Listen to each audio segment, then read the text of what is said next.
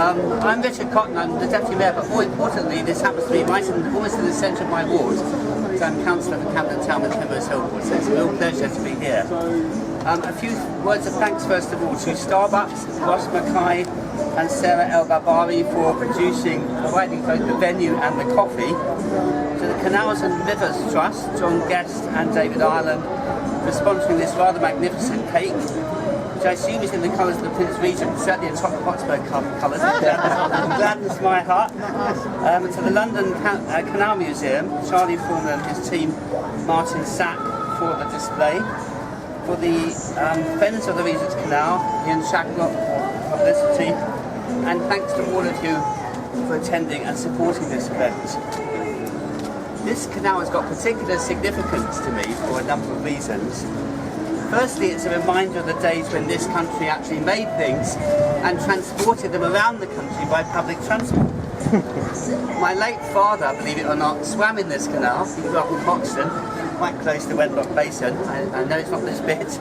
And since that was long before it was cleaned up, I'm amazed that he lived for 85 years until last year.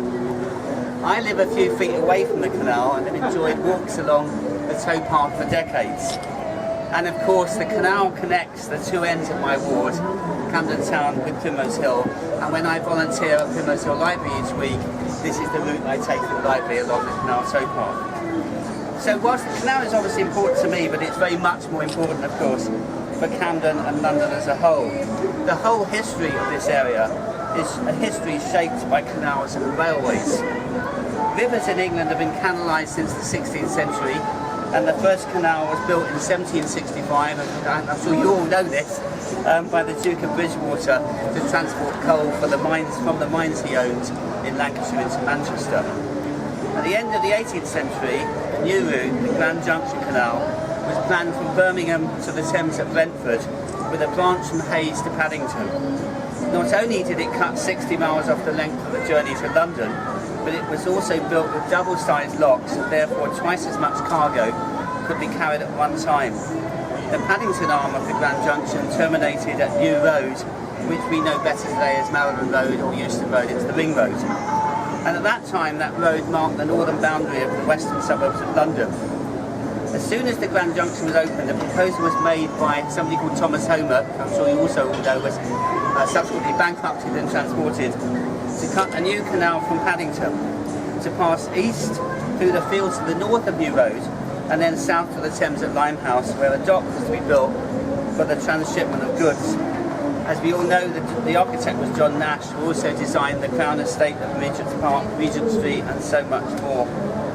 Progress was somewhat slow and held up by protracted negotiations with one William Agar, the sort of blackman of his day, I think, who owned much of the land in Camden. It's another significant name for me because I live on an estate built on the site with a rather substantial house that he lived in. Work began in October 1812.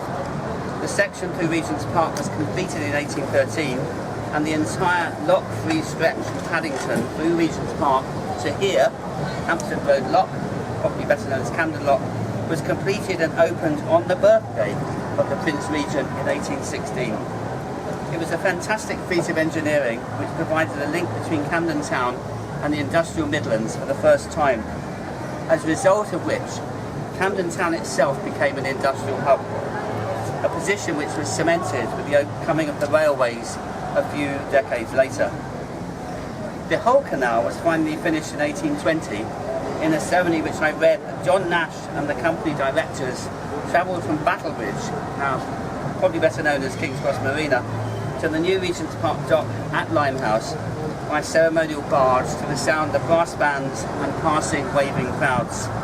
I think we can therefore look forward to further celebrations in 4 years' time when we celebrate the entire Regent's Canal building, the entire Regent's Canal.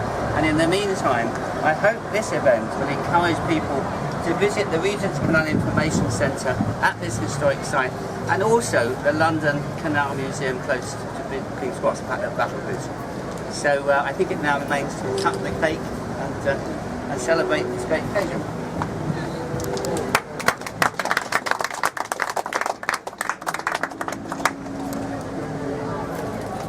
There we are.